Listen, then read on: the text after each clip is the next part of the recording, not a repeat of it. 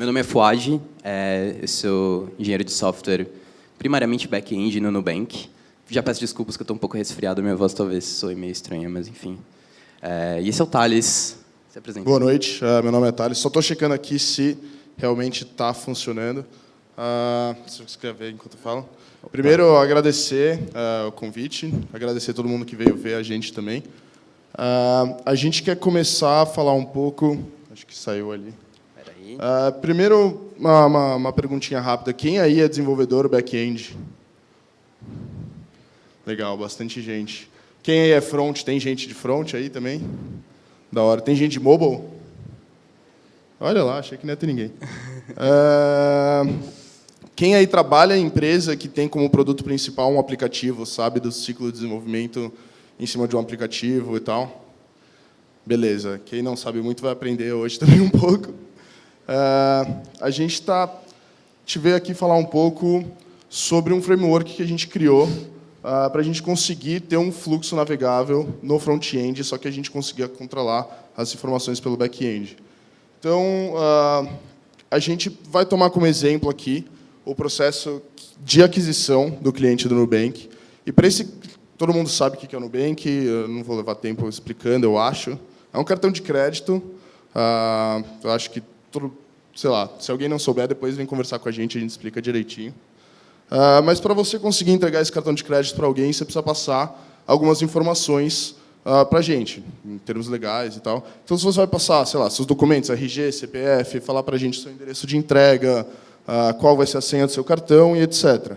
É um processo que a gente chama de acquisition lá.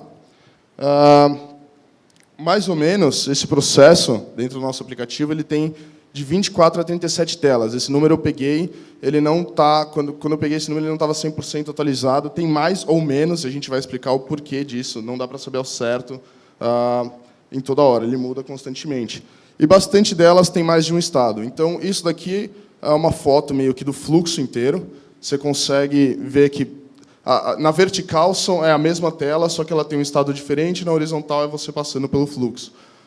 Esse também não está atualizado, eu não tenho uma versão disso que tem o fluxo hoje com todas as telas possíveis, mas está relativamente bem atualizado. Então, vamos dar uma olhada um pouco mais a fundo. Rapidão, alguém aí é cliente no Nubank que já passou por esse fluxo? Lembra como que foi? Vocês tiveram que mandar foto sua, fotos dos documentos, enfim, uma cacetada de dados. Mais ou menos isso que apareceu agora no slide que o Thales vai explicar. Boa, obrigado. E a gente começou a pensar, a hora que chegou esse novo fluxo, o fluxo até mais ou menos, acho que um ano atrás, um pouco, sei lá, quando a gente começou a desenvolver esse novo fluxo, ele era diferente, as etapas dele eram diferentes e tal. Então, quando a gente começou a implementar esse fluxo, a gente pensou, como que eu vou deixar esse fluxo adaptável? E se um dia eu quiser, por exemplo, dada a minha análise de crédito, eu precisar de uma informação a mais de tal pessoa, eu conseguir definir isso melhor para essa pessoa que talvez não entrasse agora entrar? Ou e se essa pessoa eu sei que ela pode entrar agora e eu não precisar perguntar essa informação que eu tinha que perguntar para esse outro? Como que eu faço isso sem ter que ter um trabalho de lançar uma nova versão? E, mais ainda, como que eu deixo isso de uma forma genérica? Como que eu acho coisas junto nesse fluxo? Então, a gente começou a olhar para todas as telas do fluxo e falou assim, o que elas têm em comum? O que todas essas telas fazem que eu consigo tirar delas? Elas são telas que vão te fazer uma pergunta e você vai responder. Me fala seu CPF, ou me fala sua senha, eu preciso do seu endereço, e etc. Então, é aquilo que eu estava falando, será que a gente sempre vai precisar de todas as telas? E se amanhã, para esse cliente, eu não quero mostrar todas, eu quero mostrar menos? Então, como que o app pode decidir isso? É aí que eu ia falar, Dana. O aplicativo hoje, para você lançar um aplicativo na Store, para você mudar o seu aplicativo, você precisa realmente submeter uma versão nova desse aplicativo. Se você mudou a sua lógica, mudou alguma coisa, não é instantâneo. A Apple, por exemplo, demora, sei lá, quase 2 semanas para aprovar, pode ser não aprovado a sua alteração. Então, ela é um processo simples em que, comitei isso daqui, passaram os testes, vamos deployar, e daqui 3 minutos já está com todo mundo. Você tem que pensar um pouco à frente para conseguir ter essas mudanças. Então, eu não quero estar preso nesse processo. Eu quero conseguir mudar isso a hora que eu quiser e conseguir afetar todo mundo para essa lógica não ser vinculada a pessoas precisando atualizar seu aplicativo ou não ser presa a certa regra de negócio naquele momento para funcionar. Então, mais ou menos a solução que a gente queria tinha que ser muito fácil de eu adicionar, remover ou mudar uma tela dentro desse fluxo. Conseguir ser fácil de fazer A/B testing. Eu quero testar a mesma tela em versões diferentes, dados dos usuários. Como que eu vou fazer isso? Quero testar copy, eu quero ver conversão. Eu quero ter a lógica centralizada. Eu não quero ter que escrever 2 vezes ou 3 vezes, ou quantas vezes for, quantas plataformas existirem, que, dado o usuário, imputou isso, aquilo, eu vou mostrar essa tela ou eu vou mostrar outra. Porque senão eu vou ter que mudar essa lógica em todo lugar também. E eu não quero depender de usuário atualizando o app. Então, a gente pensou, fomos refletir, e alguém surgiu com essa frase aqui, pensou para o fluxo, e a gente achou que ela faz bastante sentido. É uma frase do Bruce Lee, em que ele fala, seja como água. Mais para frente da frase, ele fala, se você coloca água dentro de um potinho, ela vira esse potinho. Se você coloca, sei lá, água numa caixa, ela vira essa caixa. Então, a ideia é, eu vou ter um fluxo em que eu consiga me adaptar ao que veio. Eu vou receber informações, vou receber uma estrutura de dados, e eu consigo me adaptar a isso. E aí o Fuad vai falar um pouquinho melhor de como funciona. Então, vocês viram o exemplo do nosso fluxo de aquisição. Ele tem bastante tela, bastante lógica complexa.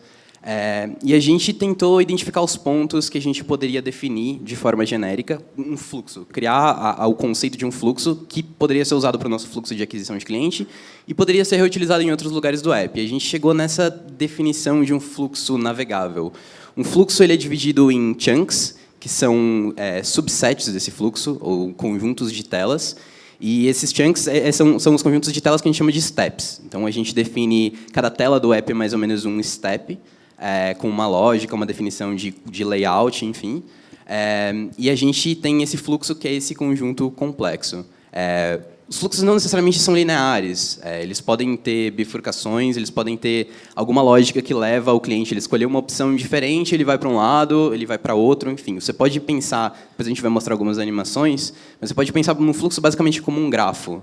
Você tem um nó inicial, que é uma tela inicial, e ele vai caminhando com arestas e outros nós.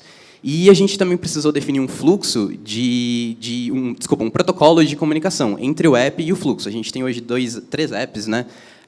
Windows Phone, Android e iOS. A gente não implementou isso no Windows Phone ainda, só no Android e no iOS, mas são 2 codebases nativas.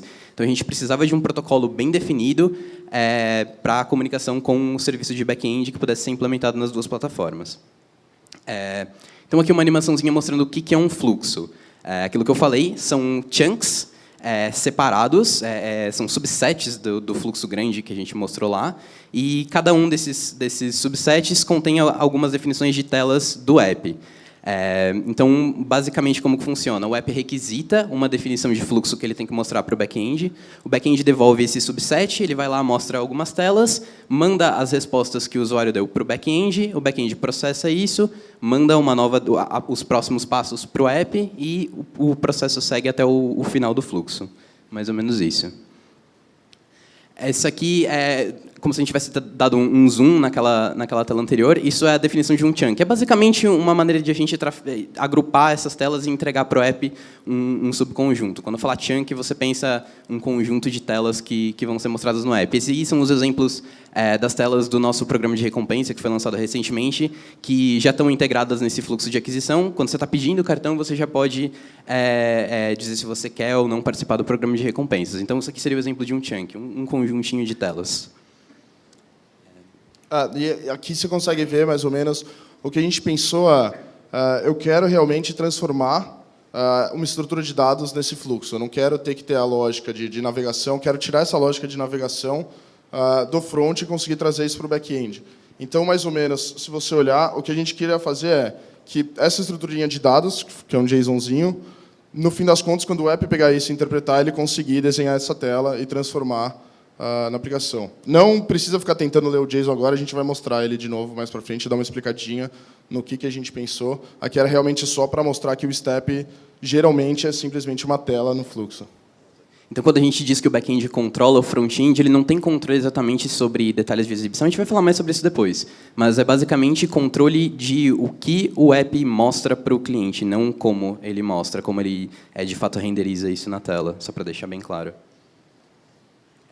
Como que funciona isso na prática? A gente vai mostrar um pouquinho da interação, algumas animações com os requests HTTP acontecendo e como que o cliente interage. Tudo começa com o app batendo num endpoint, num serviço nosso, e dizendo que ele quer acessar aquele fluxo. Então, ele vai passar um parâmetro que é o nome do fluxo, por exemplo, o nosso fluxo de acquisition do cartão, e um ID. Esse ID ele é um ID genérico só para a gente saber que aquele fluxo pertence a uma pessoa. Pode ser o ID do nosso cliente, enfim. É só para a gente correlacionar as respostas depois.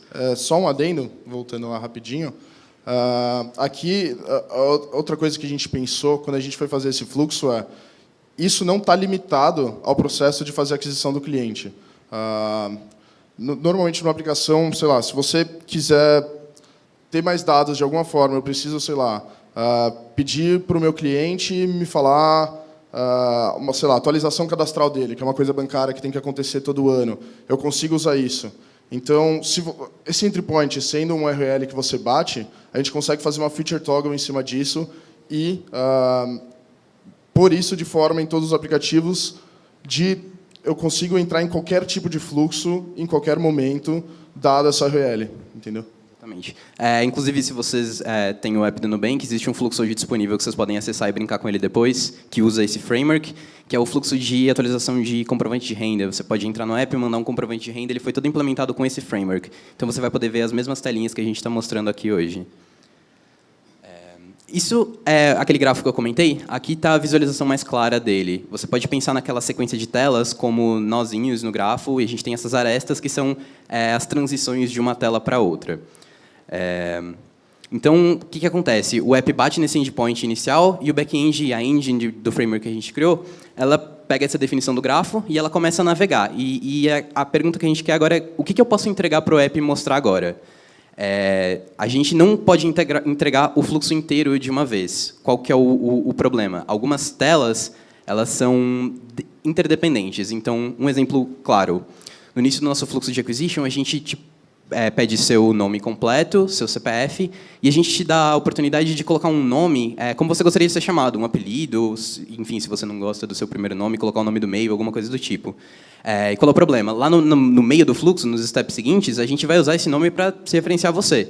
Então, a gente não sabe esse nome agora. A gente não pode, o back-end não sabe qual é que é o nome que você vai escolher. Ele não pode mandar o fluxo inteiro, incluindo os steps que dependem desse nome. Então, ele só vai mandar o que não depende de nada. Então, ele vai começar a navegar no grafo. Só um adendo. E, por exemplo, se você quisesse pegar um step lá para frente e falar, você vai referenciar uma informação que você colocou como resposta de um step X lá atrás, aí você já está colocando lógica de novo. Você vai estar preso em subversão se você quiser mudar essa lógica e etc. Então, a gente não quer colocar lógica de negócio no app. O app ele acaba sendo meio burro nesse sentido com relação à lógica de negócio e ele acaba se preocupando só com o display mesmo, a interface. Então, o algoritmo é um algoritmo de visita de grafo básico. Você já trabalhou com grafo, é simples. Ele começa no nó inicial. O nó inicial é uma definição de step, aquele JSONzinho que a gente colocou lá, com título, enfim, o tipo, se ele é um step de input, ou se é um step de lista, enfim, alguma coisa do tipo. E na definição do step a gente diz, bom, a próxima tela é essa, então a próxima tela do A é o B. Isso tudo acontecendo no back-end. Então o back-end vai para a tela B, renderiza aquele JSON, no B ele sabe que o próximo é o C, normal. E aqui no C ele chega numa bifurcação. Então, o step C provavelmente vai ser uma tela que tem, sei lá, 2 botões. Um botão vai levar para um step, para uma tela, o outro botão vai levar para outra. Então, é um caso mais curioso. Só que aqui vocês podem ver que a linha que liga o C ao G ela é tracejada, diferente da linha que liga o C ao D. O que eu quero dizer com isso? O step G, para ele ser renderizado, ele precisa de alguma informação que foi respondida nos steps A, B e C, por exemplo. Então, ele não pode ser mandado agora. O back-end não sabe renderizar ele porque ele não tem os dados suficientes. Ele vai precisar que os steps anteriores sejam respondidos pelo usuário para depois ele poder renderizar o G. Mas o step D ele pode renderizar tranquilamente. Então, ele vai continuar navegando aqui. Até o E, mesma coisa acontece com o E. O step F provavelmente depende de alguma coisa que foi respondido antes. Então, ele vai aqui só para exemplificar, esses são os nós onde a gente requer as arestas onde a gente requer um sync das respostas que estão no client para o back-end.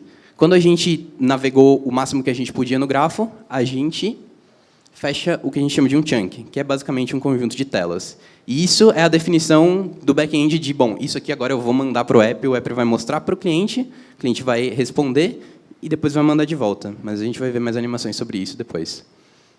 Então, mostrando aqui bem rapidinho, seria basicamente nesse fluxo, a hora que chegou esse chunk então, para o usuário, poderia ser um exemplo disso, uma tela falando, bem-vindo, vamos começar o fluxo, preencha seu CPF, coloque sua senha, e depois disso ele, por exemplo, mandaria essas partes para o servidor processar. Aí a gente vai falar como que funciona essa parte, porque não foi tão simples, na verdade, a gente pedir um chunk e ele devolve um chunk. É o que a gente estava falando do protocolo de comunicação. Ele funciona um pouquinho diferente e a gente vai explicar por quê.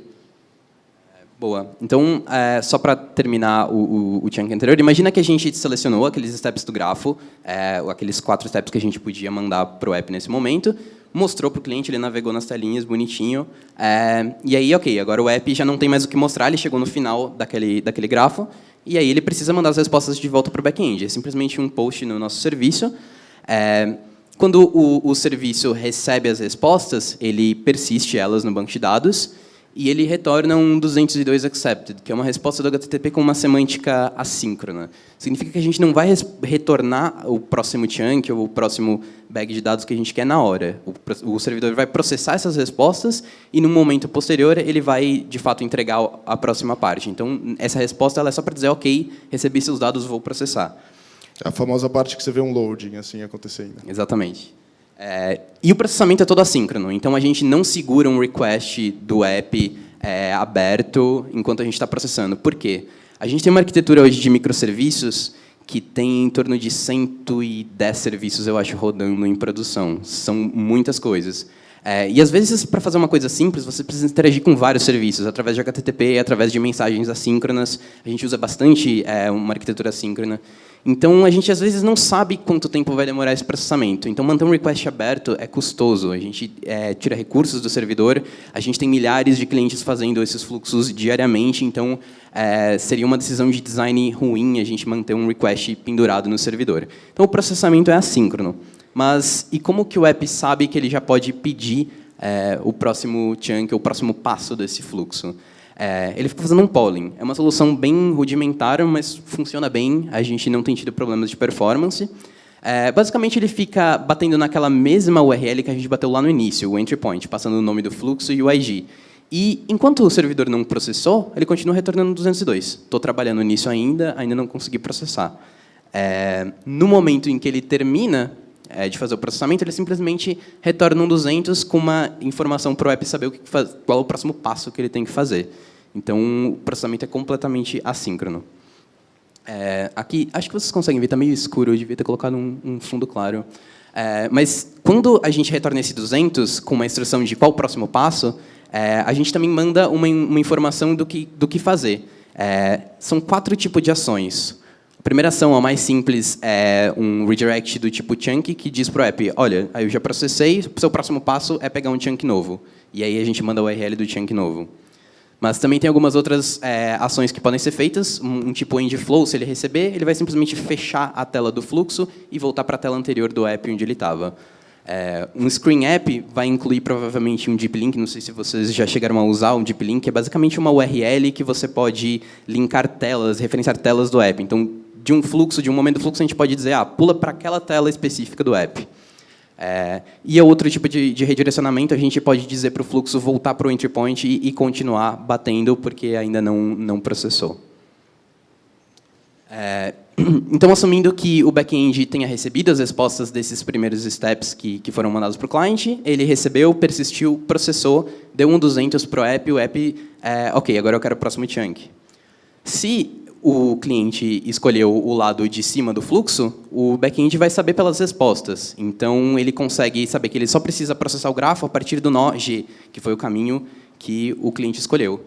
E aí ele continua até o final para montar o próximo chunk. Basicamente isso. Se ele tivesse escolhido o caminho de baixo, ele o framework é inteligente para saber que ele não precisa voltar do início, reprocessar, enfim. A gente sabe qual foi a última resposta que a gente recebeu, então a gente consegue atalhar o caminho. Voltei aqui. E um ponto interessante, um dos objetivos claros que a gente tinha é não exigir que o cliente precisasse atualizar o app quando a gente atualizasse alguma coisa. Quando a gente adicionasse um step no meio do fluxo, quando a gente tirasse alguma coisa, mudasse um texto. E um caso que a gente passou recentemente foi a primeira versão que saiu do fluxo de acquisition não tinha as telas do programa de recompensa, no Bank Rewards. E a gente mudou o fluxo para ter elas. Só que a gente tinha que lidar com os clientes que tinham a primeira versão desse framework no app, no Android, no iOS. Lembrando, tem gente que não atualiza. Tem gente que não atualiza em seu app sempre que possível. Facilita a nossa vida.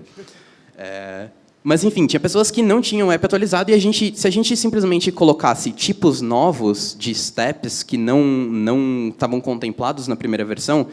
Na primeira versão, a gente tinha inputs de texto, inputs de lista para você escolher, múltipla escolha, né?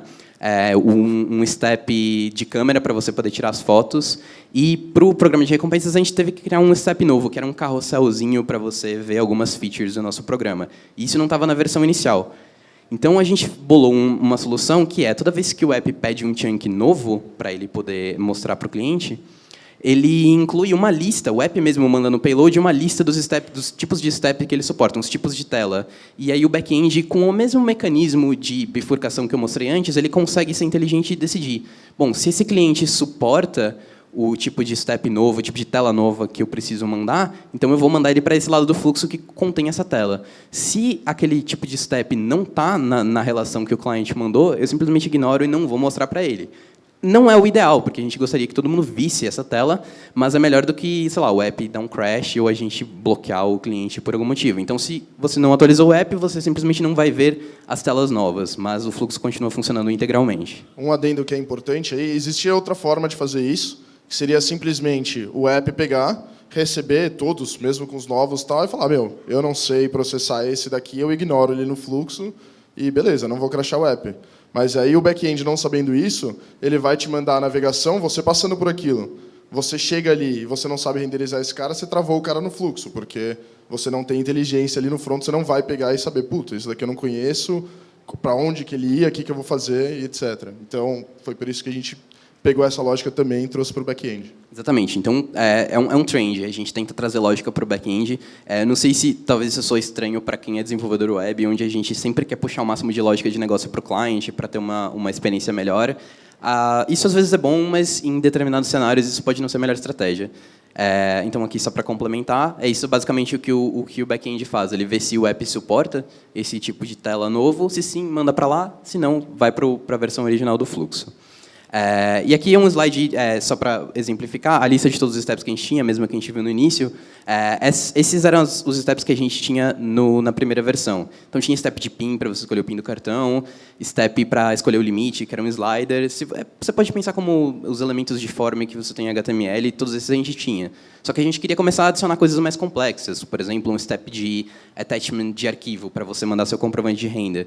E a gente teve que fazer alguma maneira de suportar esses caras novos sem quebrar os antigos. Foi mais ou menos dessa maneira que a gente fez. Beleza, a gente viu bastante em como o fluxo funciona, mas a gente tinha outros problemas para resolver também, que era, por exemplo, como que a gente vai definir um step? Dentro daquelas telas todas, a gente consegue resolver o problema de comunicação, a gente navega, a gente consegue resolver esse tipo de problema, mas como que eu vou mostrar esse step? Como que eu realmente vou criar a estrutura de dados que vai representar aquele step, né?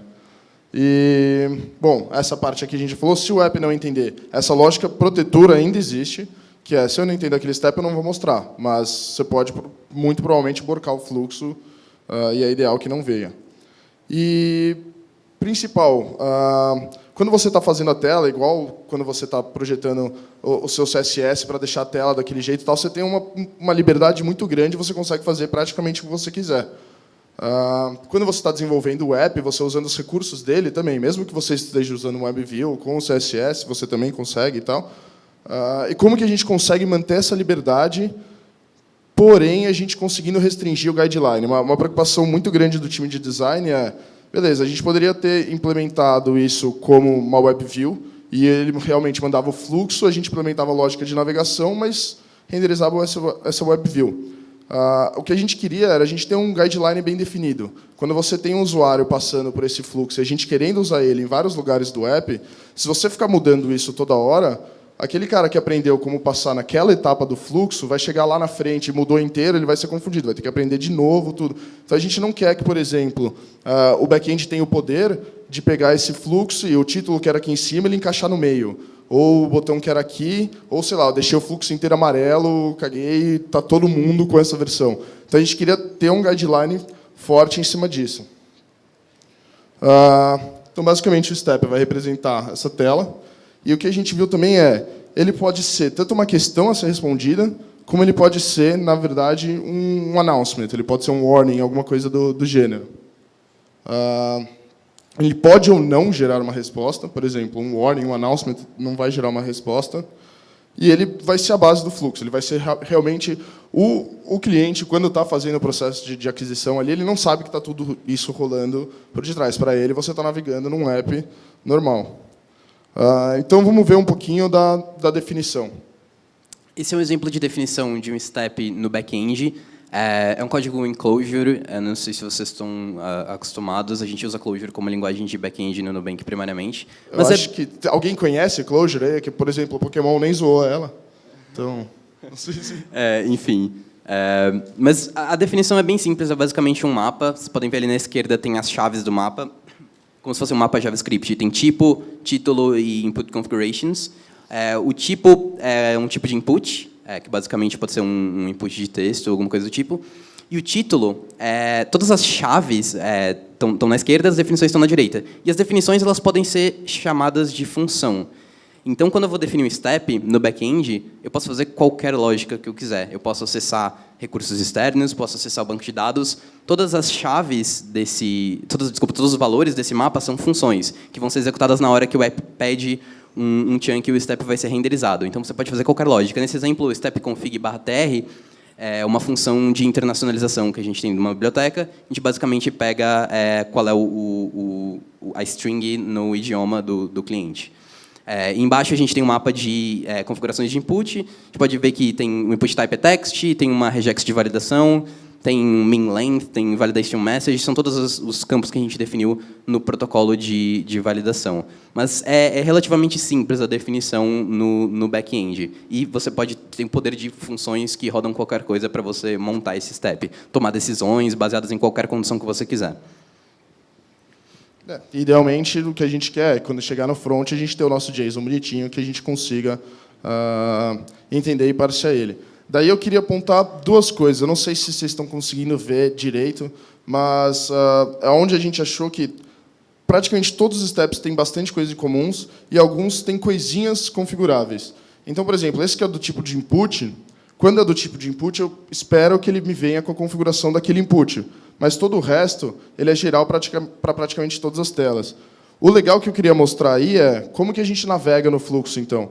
Aquele mesmo redirect que ele mostrou, para na hora que ele terminou de processar, ele me falar, você vai para um chunk, ou você vai navegar dentro desse fluxo, ou você vai para uma tela X do app, é a própria forma em que eles navegam entre steps em si. Então, você consegue agregar essa lógica de o jeito que eu navego é independente de aonde eu estou no fluxo. Eu tenho um jeito só de navegar. Então, se eu estou no step, não significa que eu preciso que o servidor vá lá e me conte, só a hora que eu terminei um fluxo, ele consiga me mandar para outra tela. Ele consegue falar assim, quando você chegar nesse ponto, se você fizer essa ação, você já vai para essa tela direto. Eu não preciso ter esse sync, por exemplo, causar um loading grande só para falar para o cara, abra essa tela, entendeu? Se vocês verem ali a definição, aquela última chave do JSON que tem lá, o forward action, é basicamente a tradução daquelas arestas, daquelas setinhas do modelo do grafo. O app ele não conhece o grafo. Ele não tem conhecimento de que tem um fluxo complexo por trás, uma renderização complexa. Ele só conhece esse JSON. O JSON diz, isso você mostra na tela, usando o layout que você já tem definido aí, e ele pode ser diferente no Android, no iOS, cada plataforma implementa como quiser. E a gente manda esse action, que é basicamente, tem um botão, e o que você faz no próximo botão? Ele tem um tipo step e tem o ID do próximo step que ele deveria, próxima tela que ele deveria mostrar que veio no mesmo chunk desse step. E aí é um pouco do trabalho que a gente teve para ver se realmente esse fluxo era viável. Porque uma coisa que a gente viu, a hora que a gente olhou aquele fluxo inteiro e falou, não, vamos transformar esse cara num cara totalmente genérico, a gente vai conseguir usar e tal. Mas se realmente fossem telas que fossem totalmente diferentes uma da outra, você não conseguisse reutilizar, você ia acabar com, sei lá, centenas de steps e, na real, seu fluxo não ia ser um framework de pergunta e resposta. Ia ter uma implementação que ia demorar tempo pra caramba para ser resolvida e ia ser realmente implementar uma tela por vez, que não é a ideia. Se eu quisesse implementar uma tela por vez, eu não precisava ter feito isso. Eu poderia realmente implementar cada tela semanticamente ali e já era. Porque, a princípio, o app ele pode saber tudo isso. Não é que o back-end tenha que saber, mas a gente consegue ter esse tipo de alteração. Então, a gente foi juntando coisas que faziam sentido ficarem juntas. É isso que a gente tem mostrado bastante, que é o de input de texto. A gente consegue, basicamente, tendo algumas máscaras de input, como telefone, CEP, CPF, tendo mais de alguns por tela, se a gente quiser mostrar vários inputs, imagina endereços, se você quiser mostrar, sei lá, põe a sua rua e o complemento, coisa do gênero. E você ter validação. Nisso você consegue ter qualquer tipo de input que você queira. Então, resolvido o primeiro problema. Aqueles announcements que eu falei, esses caras são muito bons para você realmente conseguir criar as bifurcações. Se você tem outro problema também, não sei se vocês sabem, mas as versões novas de todas as plataformas, iOS, Android e tal, elas vão te falar, o usuário está querendo acessar esse recurso seu. Você permite? Não é mais você permite na hora de baixar. E é uma boa prática de UX você contar para o usuário por que você está pedindo essa permissão. Então, esse cara é muito bom para você fazer isso. Sei lá, fulano, fica com o seu documento em mãos que agora a gente vai tirar uma foto. Você aperta o botão, ele vai te pedir a permissão de você tirar foto. Então, esses caras são bons para fazer isso. Ele, basicamente, são os read-onlys, que a gente chamou. Ele não gera uma resposta de fato. Então, eles não geram a resposta, eles são normalmente usados como warning e eles são usados para bifurcação. E aí você consegue ver que, beleza, uma hora o designer quer viajar e ele vai querer colocar esse ícone antes de tudo, antes do título, então você fala, você que falou que tinha que ter a guideline definida, agora o ícone vai ficar no meio, tá? Não tem muito o que fazer. E também os de lista. Os de lista seria quando você quer escolher uma opção ou várias opções entre várias. Então, cada célula da lista, às vezes você tem uma quantidade grande de opções que você quer que o cara caminhe, você pode dar uma lista para ele decidir. Isso não é usado hoje, mas a gente deixou essa opção em aberta caso chegue em alguma hora que você tenha vários fluxos pertinentes e você queira navegar entre eles. Só um comentário, eu dei o exemplo do botão, que o botão ele trigaria aquela action e aquela action representa a setinha do grafo. Mas cada step pode definir essas actions como ele quiser. Então, se o step de lista não quiser ter um botão para amarrar uma action, ele pode amarrar a action na própria seleção da lista. Então, você tem vários bullets, você seleciona um, e esse cara já triga a ação que vai para o próximo step. Então, essa parte de layout, da interação, quem define é o app, não o back-end. Então, tem mais alguns outros tipos que precisa definir. Alguns são bem específicos, como, por exemplo, a câmera, ou você escolher o seu limite dentro de um slider, que realmente não tinha como fugir. Tinham que ser uns steps específicos mesmo.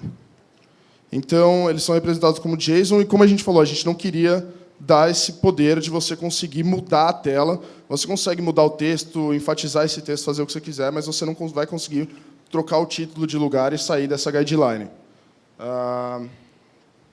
Então, a gente partiu para algo que está todo mundo acostumado a fazer, que são as tags de HTML, e a gente deu semântica para elas. Então, a gente criou algumas tags bases, que, se o app chegar com qualquer coisa diferente disso, ele vai mostrar um textinho pronto, que ele, uma estilização pronta, default, e não vai conseguir fazer nada. Então, aqui o que a gente consegue? A gente tem esses bases em que eles têm definido qual fonte eles vão usar, que cor ele vai usar e qual o tamanho do seu texto. E a gente consegue estilizar eles com outros tipos de tag que a gente falou. A gente vai dar tags de ênfase. Então, a gente pode dar ênfase de cor, ênfase de fonte e ênfase de estilo. O grande motivo disso é justamente você não conseguir sair da guideline. Você poderia ter. A gente pensou em, vamos usar o HTML mesmo, com atributos. Chega um texto com fonte, falando color igual, qual que é o font family e tal, mas você conseguiria mudar toda a cara do app e não é o que a gente queria. Então, mais ou menos, a cara deles é meio parecida com isso. A gente conseguiu dar uma semântica em cima das tags e a gente fez uma formatação própria. E aqui a gente consegue ter todo o poder de mostrar o texto bonitinho da forma que a gente quiser. Se a gente tem um texto inteiro, você quer mudar a cor dele no meio, ou dar um negrito dele no meio, sem ter que renderizar novos text views na frente, então você consegue fazer tudo o que você quiser a partir disso.